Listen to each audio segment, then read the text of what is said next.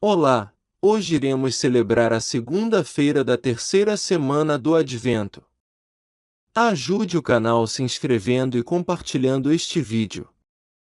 Acompanharemos o Evangelho segundo São Mateus, capítulo 21, do versículo 23 ao 27. Naquele tempo, Jesus voltou ao templo. Enquanto ensinava, os sumos sacerdotes e os anciãos do povo aproximaram-se dele e perguntaram: Com que autoridade fazes estas coisas? Quem te deu tal autoridade?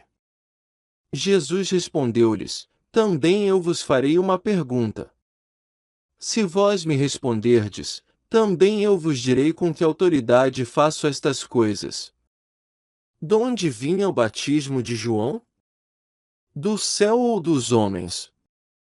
Eles refletiam entre si: se dissermos, do céu, ele nos dirá: por que não acreditastes nele? Se dissermos, dos homens, temos medo do povo, pois todos têm João Batista na conta de profeta. Eles então responderam a Jesus: Não sabemos. Ao que Jesus também respondeu: Eu também não vos direi com que autoridade faço estas coisas. Palavra da salvação. Glória a vós, Senhor. Prezados irmãos e irmãs, hoje mergulhamos em uma passagem marcante do Evangelho segundo São Mateus, onde encontramos Jesus diante dos sumos sacerdotes e anciãos do povo.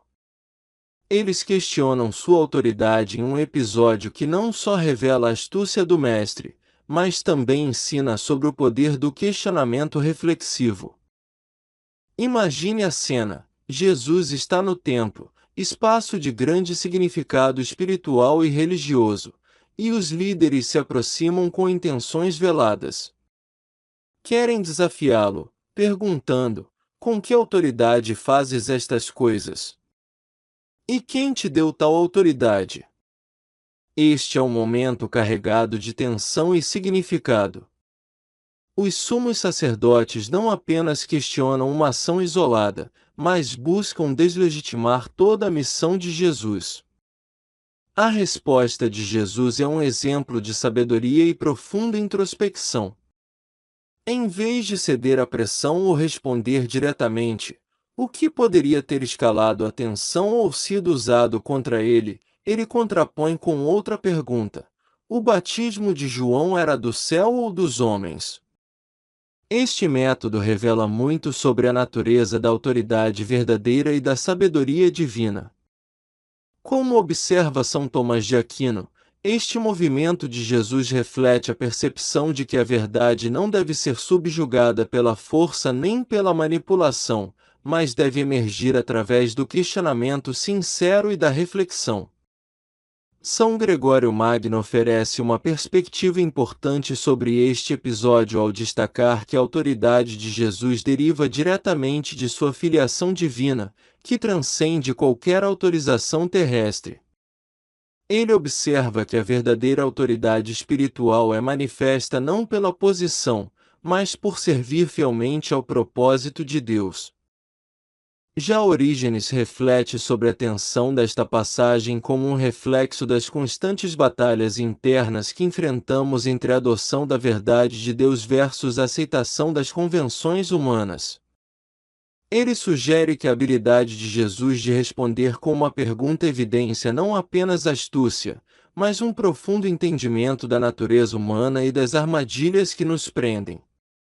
Passando para a perspectiva papal, o Papa Bento XVI fala sobre a importância do discernimento em face de desafios à autoridade moral e espiritual. Ele lembra-nos de que Jesus, através de suas ações e palavras, nos convida a reconhecer a autoridade que vem do serviço e da humildade. Este é um convite não por domínio, mas por uma liderança compassiva que desafia o poder mundano. O Papa João Paulo II, em suas reflexões sobre o Evangelho, frequentemente enfatizou a importância de entender a missão de Jesus como uma missão de libertação, onde a autoridade é uma extensão do amor incondicional de Deus pelo mundo. Ele nos encoraja a ver além do desafio aparente e reconhecer a profundidade do chamado de Jesus para cada um de nós, um chamado à transformação interior.